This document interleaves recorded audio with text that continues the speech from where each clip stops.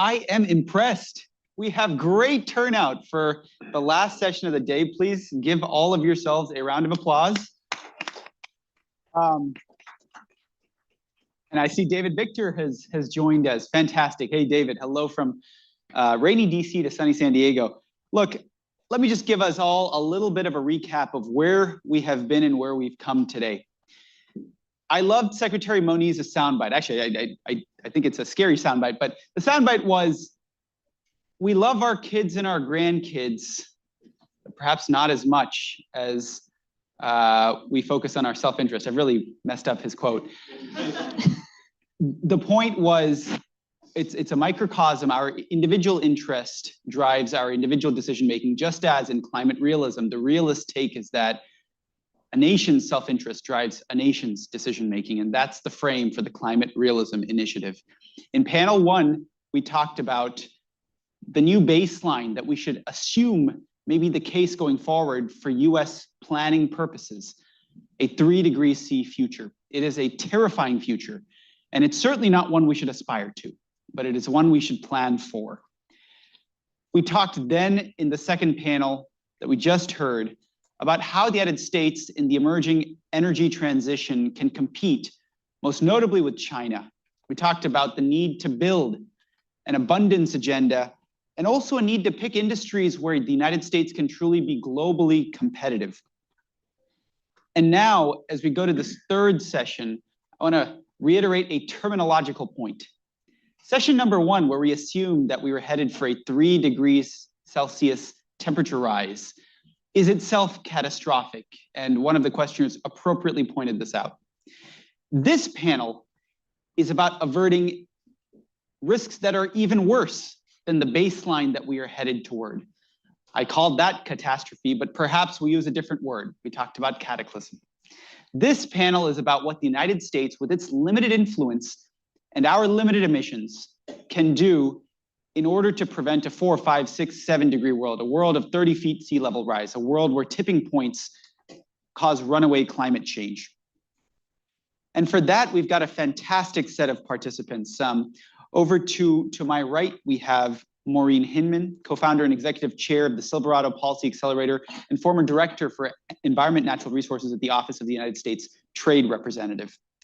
To her right, we have Professor David Keith, professor and founding faculty director of the Climate Systems Engineering Initiative at the University of Chicago, also a decorated career at Harvard University and in the entrepreneurial and corporate world. And finally, all the way to his right, David in San Diego, David Victor, one of my personal mentors, professor of innovation and public policy, director of the Deep Decarbonization Initiative at the University of California, San Diego. Proud to share that David's a CFR member. And we'll be going, actually, David, to you first. Let me just set a little bit of the scene here. The way I think about it, in climate realism, again, when nations act in their own self-interest, it is difficult to skin this cat of getting nations to solve this problem of climate change. There are kind of two buckets of approaches we'll talk about in this panel. Bucket number one is where the world achieves net zero emissions at some point. I've stipulated as a premise it won't happen by 2050, but by some point. And I want us to talk about what the United States might do in order to get the world to that point.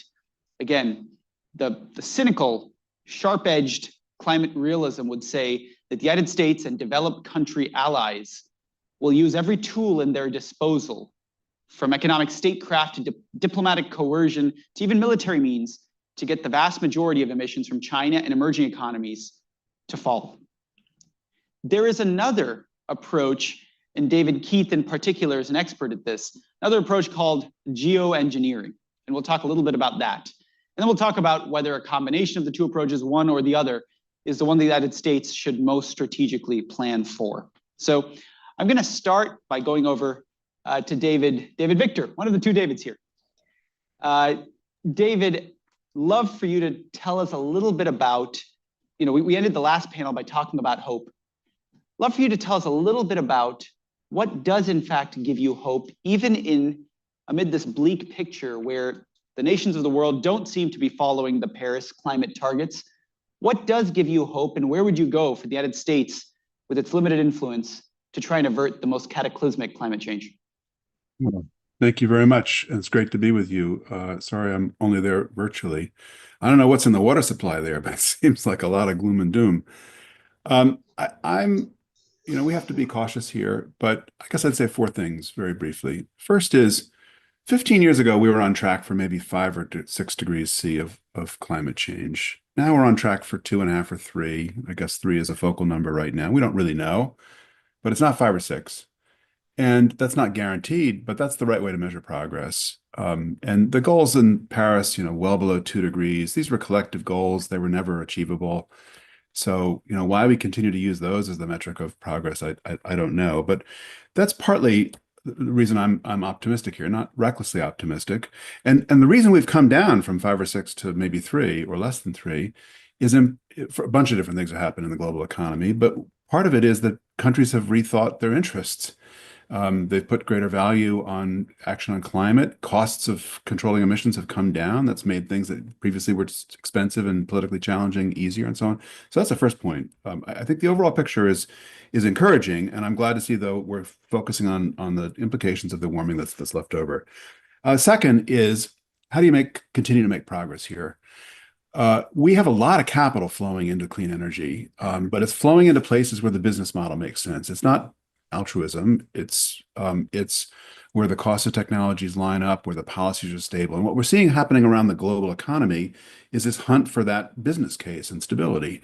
And so part of what the United States needs to be doing is creating those zones of stability. I'm not sure that's happening right now in Washington, but creating those zones of stability for the investment environment, and it's across the board. It's everything, as Ernie Moniz said. So I think that's actually really important. It's also a reminder that the things that are going to drive climate, or what we call action on climate, are mostly outside of climate policy. They're not divorced completely, but their interest rates, their contractual stability, the reliability of policy, and so on.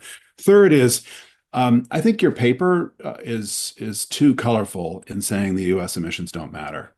U.S. emissions do matter. All countries matter. Everybody's above average, I guess, but the U.S. matters because what's important here is not just leadership, but it's followership. It's how do you take leading markets, of which the United States is one, but China's one, and so on. How do you make sure the innovations in those markets, it's the opposite of Vegas rules. They don't stay at home. They travel through the global economy. And that requires, openness to trade, that requires investment rules and so on. That's my big worry about what's going on right now. I get the politics of onshoring and so on, but it's easy to overstate that and not pay attention to what then other trading partners do, which is close down markets and make that harder. And the last thing I'll say is it's very easy these days to trash Paris. And I just want to make a brief case for why Paris is still part of the hope here. The role of international institutions here is not some kind of reckless, everyone joining at the hip, forcing through binding contracts all countries to follow common rules. We've tried that. It failed. We knew it was going to fail. Just by logic, it was going to fail. Instead, what Paris is an umbrella under which lots of things happen, and there's lots of flexibility. And so it gives a license for that to happen. And so we need to find a way to have that umbrella. Right now, the US out of Paris, frankly, it'll be better for the US to be out of Paris if they're going to be causing trouble. But for other countries to reinforce that framework, not rely on the framework itself to get all the work done, but it's the umbrella under which legitimate action happens. And I think we just can't forget that, because otherwise we're going to have total chaos, and that'll make it harder around the world to do the kinds of things that are needed. David, this is a super helpful point. I will tell you, I advertised something like this early on in the session. I said, David Victor is going to come and tell us why we turn Prisoner's Dilemma into Stag Hunt. So here's my question to you, David. You are, I think, correct to call me colorful when I say United States emissions don't matter. And I don't think you disagree with my mathematical point that the US will account for 5% of future cumulative emissions. That's mathematically insignificant. I think what you object to is that the United States has this opportunity to drive followership, and that through US leadership, you can affect much more than 5% of future cumulative emissions. Can you give this audience just one more step of detail on, look, if Paris doesn't fundamentally change the prisoner's dilemma incentives, but it provides a little bit of coordination, how far does it really get us? Does it get us 10% of the way toward a new game? Is it 50% of the way toward a new game? Can you talk us through what Paris gets us, and then what's left. Yeah, and to turn this into plain English, if you think of the global cooperation problem as a huge contract that all countries need to sign up for, and everyone has a strong incentive to cheat on the contract, that's a prisoner's dilemma kind of problem. The incentives are overdetermined to fail. And those kinds of cooperation agreements usually fail, especially if they involve large numbers of countries. If you think about the problem as you know, as you'd say, a stag hunt or an insurance problem, meaning what you're trying to do is create cover and some coordination, and then most of the actions happening inside markets, sector by sector. That's an easier problem because you don't need to have quite such strong international enforcement and so on. Will that get us to net zero promptly? No. But technological change is what's going to make that possible. And in the sectors where we've seen a lot of technological change, we're starting to see emissions come down. The electric power sector, largest emitter globally, electric power sector is a great example. And by doing that, it changes the politics. Like we saw a lot of US power companies wary about action on climate change 15 years ago. Now almost all of them have realized various ways, not all, but almost all of them have realized that this is an infrastructure game and we're trying to invest in infrastructure and we need to build more stuff. And all of that's consistent with their business model to varying degrees. So that's an example where it gets you pointed in the right direction. It doesn't get you quickly to zero, but that was never the right way of measuring progress. Super helpful, David. We'll come back to that in a moment. I want to go to Maureen next.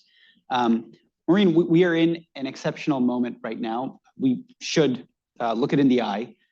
Trade is at the top of our agenda. Can you tell us? Can you tell us, Maureen, what role can trade have for the United States and our developed economy allies and friends? What role can trade have in accomplishing the outcomes we seek, which is in this panel, averting what we'll call cataclysm, the stuff that's even worse than the baseline that we're on? Okay, well, thank you. So jokes aside, I do think the moment we're in right now with tariffs is very instructive because we are in a moment, whether we like it or not, of economic realpolitik. And that is underpinned, that is one of the theaters of battle in an outgrowth of a new Cold War. Now, we can ignore that. Or we could embrace it when we're talking about climate and trade and climate more generally. And how you embrace that is by making climate a competitive factor in the Cold War race inside that theater of economic competition. So there's some ways that you can deal with climate and trade that make sense, right? So talking about Paris, everyone talks about technology transfer. Well, it turns out trade has lots of tools for technology transfer. You can lower tariffs. I used to work, it feels very quaint now. I used to be a tariff negotiator and I used to try to eliminate tariffs on environmental technologies. So now it feels very adorable, but you can eliminate tariffs and other barriers. President Trump is correct in his assessment that there are onerous and unreasonable barriers on a lot of technical exports, that we should be making it just super easy to put engineers and technologies anywhere in the world, that countries can afford them, and we should be making those technologies more affordable. We should be transferring that technology. That's ultimately about lowering trade barriers, but doing so in a way that good rules are protected so we can all share the benefits of a cleaner economy. And that means protecting intellectual property, not using slave labor, making sure that there are high standards for workforce. And also, frankly, just acknowledging that there's trade-offs, right? There is not an environmental policy on the planet that does not have a trade-off that's environmental in nature. There is also not an economic policy, including a trade policy, on the planet that does not have a trade-off. And I think part of the problem is we don't acknowledge those trade-offs. Now, one of the most sort of potent things we can do is just think about ways that we can adjust for pollution in embedded manufacturers at the border. That has the effect of rising the demand and a rising tide for clean products. It also raises demand for clean manufacturing machinery and expertise. That's one way to make sure that we're all that the economic incentives are aligned with our heartfelt desire to make sure our grandkids don't inherit an uninhabitable Earth. take that one step further, Maureen, I'm curious because and David, we'll come to you in a moment, and then David Kay, we'll spend much of our time talking about geoengineering, so we'll come to that in a sec. David Victor has written often about the benefits of a relatively open trading system for keeping clean energy costs down. We are embroiled right now in a 50+% tariff situation with China, 34% back and potential additional retaliation. What is the right way to handle trade with China in the context of the climate situation where our goal is to get China to aggressively reduce their emissions? So I think that the trade question often gets conflated with how things are supposed to be versus how they are. I think there's a little bit of magical thinking going on.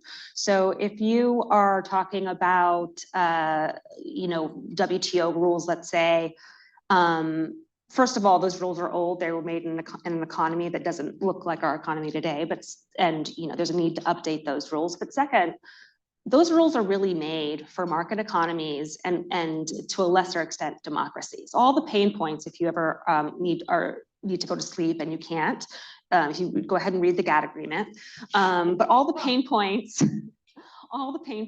are designed for free societies, more or less. And so when you have a very large non-market actor that is very comfortable with making commitments because they feel no domestic or international need to follow through with those commitments, you can't really have the same set of rules. And the problem compounds around the issue that once you have that actor in a very globalized market, the benefits that those free societies promised their people around that free trade don't get accrued to them. And so there's this sense of getting a raw deal because that sense is real, right? And it's not the policies that were bad, it's the fact that you've got an actor that's not doing what they're supposed to be doing. And so that actor, in that context, you have to have a different set of rules for them than you have for friends and allies and countries that intend to use the rules as intended. And I think that not only is true for trade policies and environmental trade policies or climate trade policies, I think it's also true for global climate policy. And so the question is really like, how do you build a big enough consortia of countries to develop a functional set of rules that are values-based, that can yield economic benefits, that can deliver on the remit to populations, while also making sure that you're protecting those economies from the worst excesses of the market manipulator, and also making sure that the membership benefits are attractive enough to align the benefits and get the market manipulator to move in the right direction. There are tremendous economic opportunities in every economic transition. I don't think it's hyperbolic to say that the climate transition, the climate economy transition, is probably record-breaking in modern history in terms of the economic benefits that are there, but we have to make sure that there's some level of rising tide, and I think that's how you do it. You've got to have an A team and then manage your B team. Thanks, Maureen. I want to take us to geoengineering, and David Keith. Thank you for joining us. You are probably the most recognized expert in this field. Before we dive into the merits or demerits of geoengineering, I should mention before I say this is kind of the Mike Froman panel, because we spent the first half talking about trade. The second half, Mike and I have had this long-running discussion about how important geoengineering should be, and I feel like I'm moving toward you, Mike. This seems like a absolutely critical subject. So, David, tell us a little bit about the options we have on the table when it comes to averting the most cataclysmic climate change using geoengineering, and then we'll dive into some of the merits. I'm happy to do that, but I really want to start by maybe disagreeing with the premise a little bit. So I don't actually think about this as the most cataclysmic climate, managing the most cataclysmic climate. I think of it as kind of managing the mean effect and just reducing some of the harms to especially some of the poorest people in the developing world in a way that accelerates development and reduces the kind of inequities. And I also really don't share the kind of gloom and doom of your article so much, although I love it. I think it's really important to kind of inject some realism. So I want to step way back. It's a quarter of a millennia since Watt invented that steam engine that was 3 times better than the previous one. And of course, it was used to pump water out of a coal mine, which allowed you to mine more coal faster, which is the definition of a chain reaction. And in that quarter millennia, we've seen economic growth spin around the world in this amazing way, and CO2 emissions rise like crazy, lockstep. We're very likely at the peak. This year, perhaps with the economic downturn, will be the peak. It's right about now. And economic growth will continue, but emissions will start to go down. Not as fast as the environmental community wants, but they will. And I think that's an enormous thing to celebrate. And so I don't see this as such a loss. I see this as the first great turning point of the climate fight. I've been known David Victor and been working on this for 38 years or so. And I think the business of getting to the peak is a really big deal. We spent 2% of the entire world's economy on clean energy last year. That is really different than the world we were in just a few years ago. So nobody knows what'll happen, but I personally think forgetting solar geoengineering, which obviously allow you to stop it warming when you want, more or less, I think that it's pretty unlikely would be over 3 personally. I think that the winds of clean energy are real. And to be clear, I've been a skeptic of solar power. There's lots of stuff I don't think this will all be easy, but I also think it's doable, and there's some big forces that make it happen. And one more thing on the politics. I know this wasn't what you asked, but I see Paris as strangely successful. To me, when my friends were negotiating it, I think they knew there was no chance of getting 1.5. I think the political idea was you put the feed bag right in front of the donkey's nose, so that as soon as you negotiate it, the environmental community can start beating politicians over the head to try and get more action. And we did get more action. That's the $2 trillion a year we're spending on clean energy, which had something to do with that. If you thought Paris literally meant we should stop at 1.5, of course it was a joke. But if you thought Paris was we should accelerate action and begin to have this review process, which is what we have, I think it's actually a reasonable thing. Could be better, but it's there.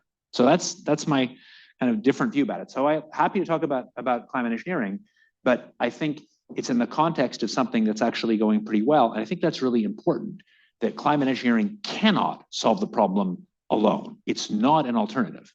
If you do not bring emissions to net zero, the climate will keep walking off towards being Venus. It's basic math. So the best you can say is that a combination of emissions cuts and solar geoengineering or sunlight reflection will be less risky than emissions cuts alone. But this is not a substitute. This isn't plan B. This is a substitute to plan A. So what are we talking about? There's a whole bunch of different technologies, from mirrors in space to making clouds brighter. But the only thing that we really, in a pragmatic way, know how to do, in the sense that it's technically feasible now, is to put sulfuric acid droplets in the stratosphere with high-flying airplanes. And that's actually surprisingly easy, and I think surprisingly better understood than you might think. So just to be specific about it, and then we'll come back. If you wanted to cool the world 0.5 degrees C, so make it from maybe 2 3/4 degrees to 2 1/4 degrees or whatever it is, you want to cool the world 0.5 degrees C, you'd be talking about 1 million or 1.5 million tons of sulfur per year put in the atmosphere. And that could be done with like 100 aircraft that cost a few $1 billion a year, including monitoring. So that's the kind of thing. And this is not any new technology. It's stuff that we basically have and understand. I think what really will, I think, surprise many of you is that the way at least I and many other people in the middle of this now talk about it is much more maybe positive than we used to. So in that limited 0.5 degree C cooling and balancing across the hemispheres, in that world, I think it's actually surprisingly well understood, and we can quantitatively assess many of the risks and side effects, which are real. There would be harmful side effects and risks, but we actually know a lot about them. And the reason is that we have this immense experience with sulfur. So your first reaction should be, what? He's talking about putting sulfuric acid in the stratosphere. It just seems crazy. You should say, what, WTF? But here may be 2 numbers, and then I'll stop, to give you a sense of why we know something about it. Maybe I'll give you 4 numbers. So I said 1.5 million tons a year. That probably won't mean much. But at the peak of 1970s pollution, we put almost 100 million tons a year in the lower atmosphere. So this is 2% of that. And that means we have immense knowledge about the environmental impacts of all that sulfur. There were more than 10,000 papers published on aerosols and climate. It's one of the core things we know about climate. And if you're talking about putting sulfur in the stratosphere, this is something where the amount I just said, 1.5 million tons, that's about 1/5 of the pulse we saw in the Pinatubo volcano in 1991, and we correctly predicted the climate response to Pinatubo before it was observed, even back with our 1991 climate model. So this is stuff we know a lot about. And that doesn't mean we know it all. We need more research. Governance is a big deal we'll get to in a second. Lots of individual uncertainties. But in your piece, I think you call this highly speculative and untested. And I think, of course, there's a way in which that's true. But I don't think if you go talk to core climate scientists, the idea that aerosols cool the planet is a really basic fact of climate science. It's not speculative. It's at the core of how we understand the climate.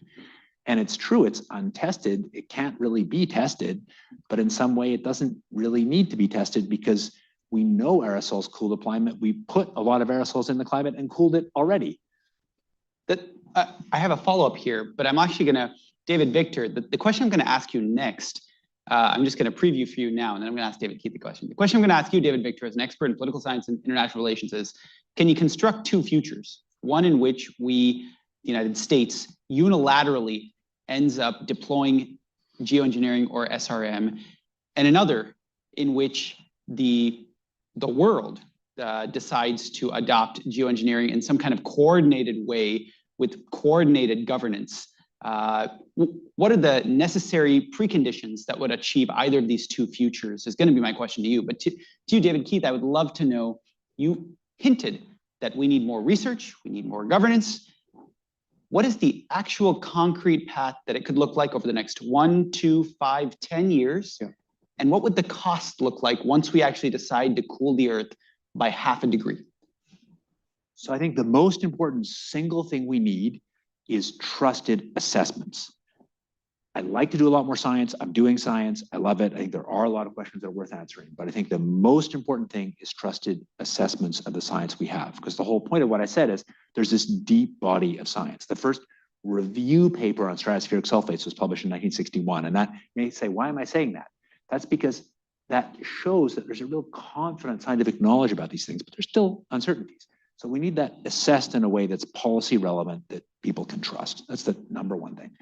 The cost appears to be so cheap that cost isn't the issue. This is a risk decision. So the cost is a few $1 billion a year at 0.5 degree cooling. But you wouldn't billion. But you wouldn't start at 0.5 degree cooling. That would be crazy. I would oppose that. The only sensible way to start this would be to ramp up slowly. Start at maybe 1/10 of a million tons a year, which would be just a tiny bit of cooling. And then you observe, watch what happens, monitor carefully, and then you make the decision to go up or down. And the big question is who's making that decision? We'll get to that in a second. But I think in that context, the cost to start is really quite low. Cost is not the issue here. The issue is risk, perception of risk, and questions of governance and kind of confidence in the science. And as you and I talked about, the death toll is quite lopsided. We're talking 5,000 to 10,000 deaths from the sulfur dioxide and hundreds of thousands of deaths from the climate damages you'd avoid. Yeah, I mean, exactly. This is a risk trade-off. So it's for sure true that if you put 1 million tons a year of sulfur in the stratosphere, it will come down the lower atmosphere and it will be an air pollutant. And there's for sure true there will be harms from that. But the good thing is we actually know how to quantify those harms really well because of all the sulfur air pollutant we made over centuries.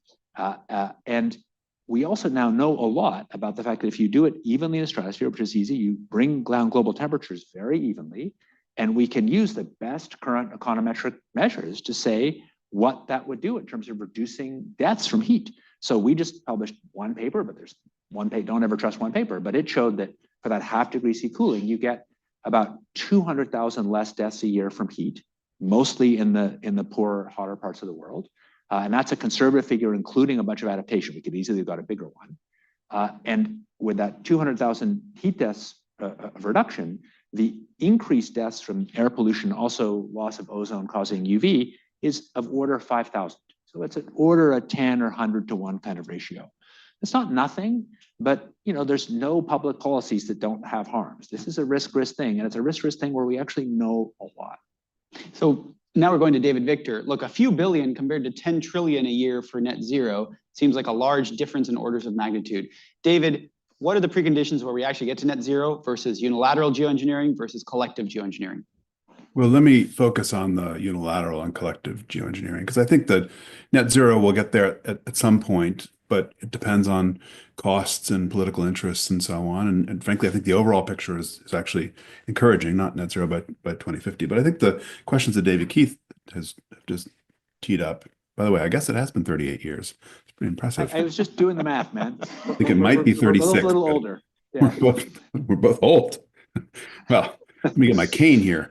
So I can see unilateral scenarios, maybe less in the United States or countries that have functional democracies with lots of checks and balances. It's kind of hard to do a big program like this and not have enough people upset about it that they would block it. But you could imagine another country, especially at these cost numbers, thinking that it makes sense to spend a few percent of GDP to deal with extreme heat. And whether or not they're going to reap all those benefits, countries all the time do things unilaterally where they think they're going to gain those benefits. This is not a new problem in international relations. It's a little bit like the nuclear breakout problem and a variety of other problems. And so you create regimes that either prevent that or slow that down and so on. And I think that's the hope in geoengineering. In terms of coordinated action, I think the global collective action is the wrong standard. We couldn't get a global agreement that today's Monday. But we could get an agreement where enough major players said, here's what a research and testing regime looks like. There's been already a lot of discussions. David Keith and others have been heavily involved with those. I've written some stuff on this over the years. And then shading into a deployment program where you start small and you measure the impacts. And crucially, you do all that research openly and you publish all the results. You do the risk assessments openly. It's vitally important because what you're trying to do is not get cooperation by bludgeoning people, but by setting norms of good behavior. And then cooperation emerges, not quite tacitly, but emerges that way. That I think is quite possible. And one of my big concerns is the Western countries have been sitting on their hands on this topic. There's now some experiments being done here and there, but it's been hard to get them done. And David Keith has lots of battle scars from trying to do this. And that makes it harder for us to set the norms of responsible behavior out of which cooperation is going to emerge. One last comment here, which is I think all these issues of international cooperation, whether it's cooperation around geoengineering as we're discussing right now, or cooperation as Maureen was talking about with regard to trade, we have to play chess. We have to think, we do things in the United States, and then how are others going to respond?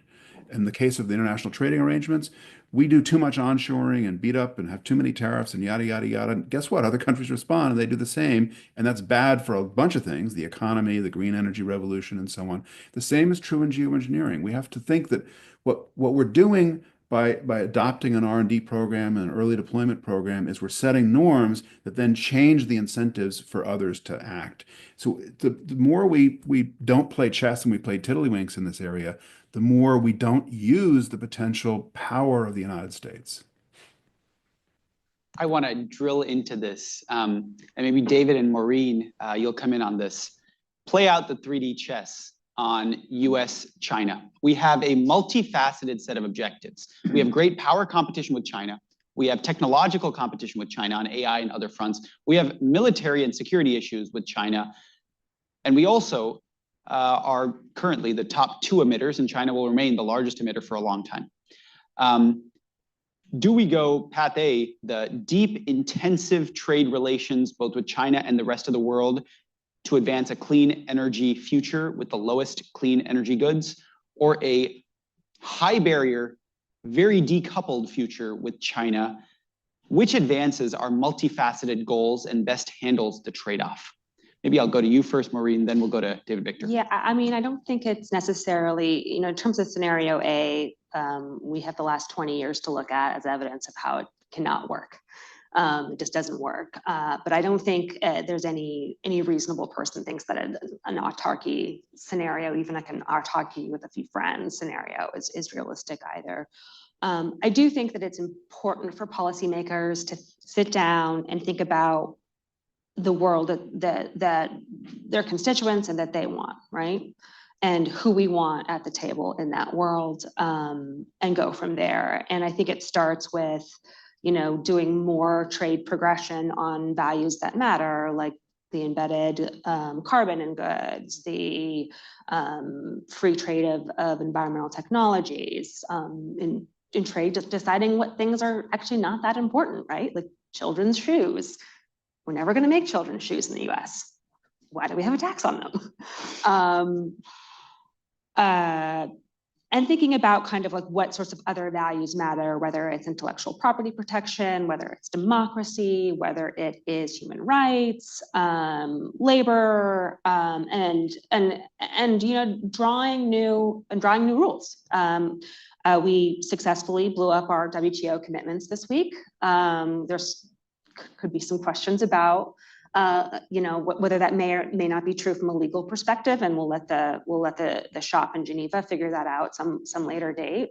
But we do think about what the terms are of allyship, what the terms are of being a trade partner, what we expect on both sides of the table, and I would argue that it's different today than it was even 5 years ago. Reciprocity, it means something different than it means 5 years ago. And we also, what does it mean to be ex-club, right? And so do you get, what access of common benefits do you get? And what are the non-common benefits that you don't get? And I think that's a pretty complicated conversation in some spheres. And I think that conversation has become more complicated with some of our recent moves, but I don't think there's any reason that we can't sit down and mark out, this is the ideal trade pact that we would like to have with our friends and allies, with middle income countries and developing countries. And frankly, I wouldn't confront China. I would probably reel in some of the excesses of the past few weeks. I think that there's many things I would not reel in over the past couple of years, but I would actually go to other friends and allies first, which I know is a wild, radical approach. And I'd also think about sort of, what type of spherical friends and allies we need to be making now, because we're not doing a very good job of presenting a new model that's going to work for everyone. I don't know, did that answer your question? I think so. And we're going to go to questions in the audience in just a moment. I want to give either Davids a chance to see if you have a different view on this. Yes, go ahead, David V, and then David K, and then questions in the room. David V. Well, I mean, Varun, you've got these polar scenarios that I think are, bookends of extremity. I'm a globalist by nature, which I think means I'm qualified for protection under the Endangered Species Act these days. But I think Not here at CFR. maybe, well, soon. Don't tell anybody. I think we have to. One model for thinking about this is what the United States did with Japan, as we were concerned about the rise of Japan, which is we finally sat down through the Paz Accords and negotiated a whole series of arrangements that have to be done sector by sector, and they're going to involve a lot of things. It's going to be a lot more complicated this time, but we need something like that. And maybe it'll be not the Plaza, but it'll be Mar-a-Lago, and there'll be red hats or whatever it is. But there needs some kind of an arrangement that allows politically and economically the different sides to manage their domestic politics. But we really need to do this in a way that's outward oriented to some kind of outward and global market. That's really important for the clean tech revolution and so on.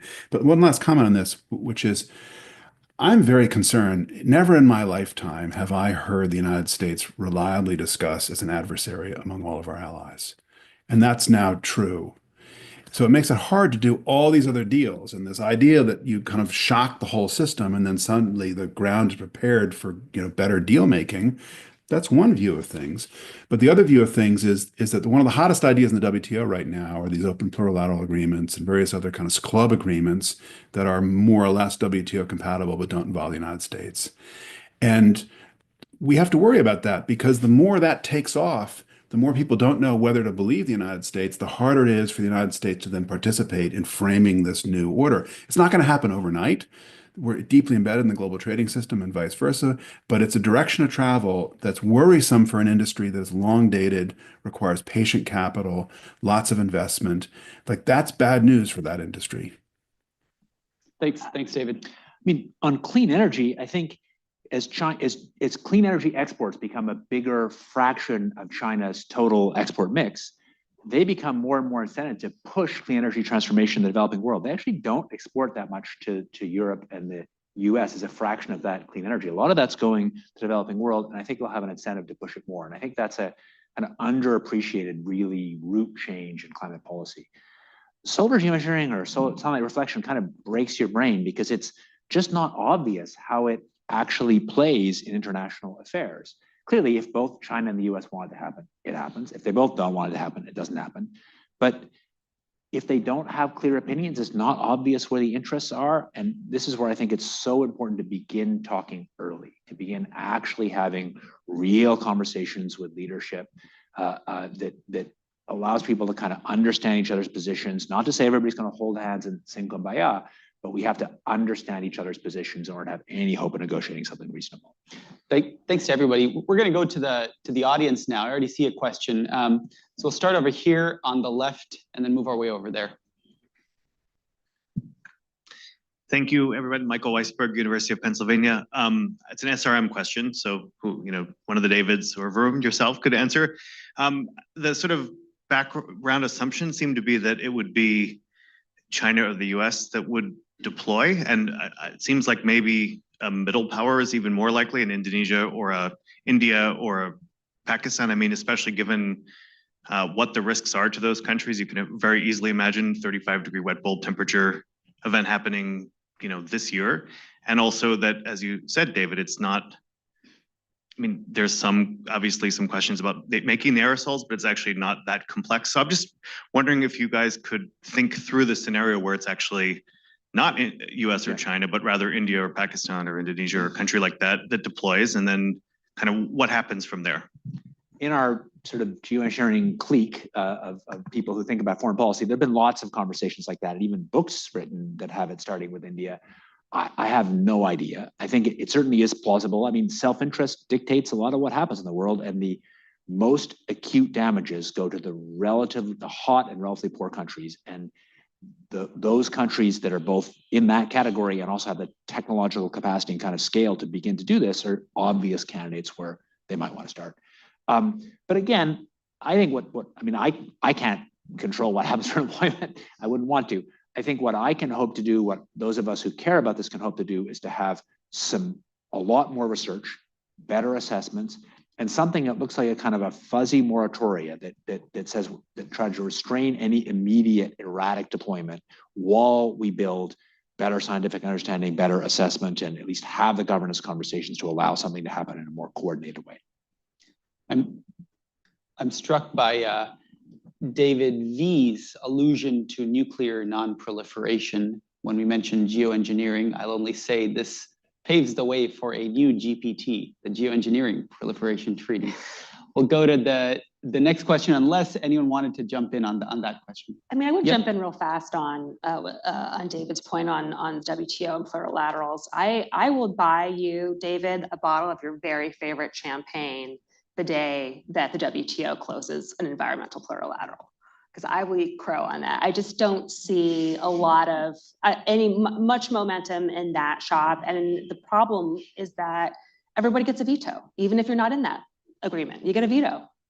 It's the MFN problem. So that's why I argue that, we need to move beyond this most favored nation model where, in particular, speaking of India and South Africa, every time a small group of countries wants to kind of like get something done and make some progress, you've got certain parties in the WTO who decide unilaterally that it's just not for the club. Well, we have I'll send you a list. I want to buy you that champagne. It would make me so happy. I will say, this is not going to come from the WTO itself. It's going to come from small groups of countries that want to go do something. I think MFN is already on life support to some degree, and that's just the nature of the world these days. 200% tariff on champagne right now, so. You said you were buying. I knew you had an angle. All right. Who else would like to, and I see there's a little bit of a collective action problem here because, go ahead, Rafe, and then we'll go to Nat. I was going to say, if we end early, you get to get the drinks earlier, but over to you, Rafe. Question I wanted to ask for a long time. What about the Russians? After all, the Arctic is coming apart. Is it in their interest to do something about it or not? How do you approach them, or is it possible? I mean, you probably thought about it. I can't think about it. It's just beyond.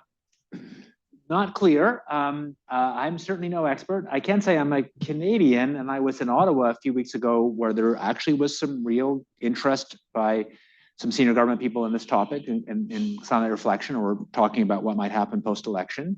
But interestingly, people were talking, obviously Canadians are thinking very differently about their security as the US suddenly seems like a threat to us. And the thinking about the fact that in a melting Arctic, it's harder for us to defend sea lanes. And there's talk about the Canadians kind of being more aggressive in building Arctic bases. And I think one of the arguments we were making to people in whatever is now called Department of External Affairs anymore, Global Affairs Canada is now called, was that if there was SRM and it wasn't melting so fast, there'd be less security threat. Because I think one of the security threats is the Russians push by like putting a little, 10 scientists on a little island as a deliberate provocation to see what happens. Maureen? I mean, Russia's interesting. Let's say the war ends tomorrow. We have a peace agreement. We think it's going to be durable. I think you then have to, again, go back to the geopolitical space with the US and China remain. And so, and you still need to decarbonize. And so what do you do about that? And Donald Trump is still president. You have to think about what's in it for them. And what's in it for them is a big gas economy. It's a similar thing of what's in it for us, right? Fuel switching we know works. That's where we've gained most of our climate gains is the natural gas economy, because we're here talking about climate realism, and that's a real fact, even if you feel uncomfortable with the idea that a fossil fuel is part of your benefits. So I think the question is really like, how do you get countries like Russia and the United States exporting more gas and switching to things like clean hydrogen at home, and then eventually making that transition. You've got to make the sort of drawdown economy really, really attractive for countries that, frankly, you can tell them all day long how miserable it's going to be. If you're in Russia, you're like, you know what? Summer in Siberia was beautiful. Yep. I wore shorts. I mean, this is true. I'm married to a Russian, like. And this is, by the way, exactly the kind of realist, national self-interest focused thinking that I want this initiative to pursue. It's that line of thinking. It is almost certainly not in Russia's interest to be remotely helpful, unless the case can be made in a much more convincing way. Nat, you had a point or a question. Yeah, thanks very much. And this may be best suited for David Victor, but also David and Maureen, since David Keith showed that he wanted to talk about more than just SRM. So the question is really almost, it gets to the heart of kind of what you mean by climate realism. There's realistic, and a lot of it is like hard realism, in that sense, and I understand that. But there's also, I think you're using it in the international relations context. So I'm going to champion my family here and say, I think there's, you can have countries operating with self-interest, but also cooperating, right? Because repeated games, because interaction on a bunch of dimensions. And so I guess a two-part thing. One is to sort of challenge you a little bit on the realism, Varun. And so maybe if you can take the mic, I'd be interested why you are so focused on sort of the realist model rather than thinking about modes of cooperation in international relations. It's a funny time to be talking about that, I realize, and maybe that's the answer. The other part is that even if we accept the point, and I certainly do, that national actions are grounded on self-interest, although that still allows for cooperation, interests change. And I think we've seen, David has mentioned this, both Davids have mentioned this, interests have changed a lot as the clean economy has gone much cheaper, I think the interests of China, David Keith mentioned a minute ago. And so interests change over time. We can try to change interests, right, as well, and perception of interest. So I'd be interested in the panel discussing that a bit. Thanks. It's a fantastic question. I'll come in after David Victor, and if either of you wants to come in. David, go ahead. Okay, sure. I was looking forward to hearing you defend yourself first over realism. But, I will. Okay. So I guess let me say two things.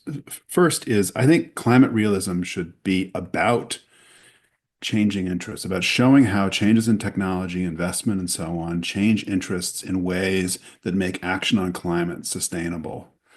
That's the theory of change here. That's actually the theory of change behind some of the big thinking about what was Paris and COP26 in Glasgow and so on. So I just think actually that theory works. We have lots of examples of that. And that's really important. There is a tendency when we talk about climate realism to immediately talk about the goals being unachievable and so on. I wrote a paper in Nature in 2014 saying 2 degrees was not achievable and so on. That part of the climate realism discussion, I think, is boring. The climate realism discussion that's about what changes interests, what matters, like a lot of the climate policy matters a lot less than capital markets policies and trade and investment policies and so on. So we should be focusing on, what knobs actually move things as opposed to these kind of shadow debates. So that's one response there. And I think in that sense, climate realism is any other kind of realism. It's about how do you really change the system, recognizing it's going to take a long time to have the changes in technology and so on. The other thing I'll say is just let's take the Russian example. Suppose the Russians have stopped voting themselves off the island and they start being more cooperative. We could imagine Russia being one of the early deployers of geoengineering. I'm actually more concerned about the China example or somebody coming out of left field. One of the reasons you need to do research is because you need to be able to detect that and know what's going to happen and so on. The area of Russian behavior that I'm most focused on, though, is nuclear. As they re-engage with the world, the Russians were the dominant exporter of nuclear reactors. The most interesting nuclear project on the planet in the last decade has been the Abu Dhabi Nuclear Electric Corporation. Those 4 giant Korean design reactors, the last of which came online about 18 months ago, built to Western standards, built, one after the other, so that the last one was built faster than the first one. Like, if they can help do more followership on nuclear, where you have non-Russian design reactors, then you have a competition in the global market around safety and cost and cleanliness. That's good for the climate. It's a fantastic point. Did you want to come in? Yeah, here's my sort of take on climate realism and sunlight reflection. So it often is presented as 2 extreme cases. So one extreme case is that we can't talk about it at all because as soon as we talk about it, we'll forget to cut emissions. And that's what a lot of the environmental left has thought, and it's been a taboo, and we haven't talked about it. The other case is kind of what the case Varun made, that it's a thing you only do to break glass in case of this total emergency. But if it's an emergency, then you must have had the climate modeling wrong. So why would you trust SRM anyway? As I just don't see either of those extremes as being relevant. I'd like to get some kind of blunt realism that doing a little bit of this actually might make sense, not be perfect. But the big worry is that we don't want to kind of run away and do too much. And so here's a kind of pragmatic, realist viewpoint. So we are already pumping aerosols into the atmosphere and cooling the planet. That's the pollution we do in the lower atmosphere. It's quite an important planet cooler. It's killing a lot of people because aerosols in the lower atmosphere do that. We're gradually cleaning them up. Even China has dramatically cleaned up its sulfur air pollution. And so have we. The Clean Air Act added 1.5 years of life of average Americans. It's amazing.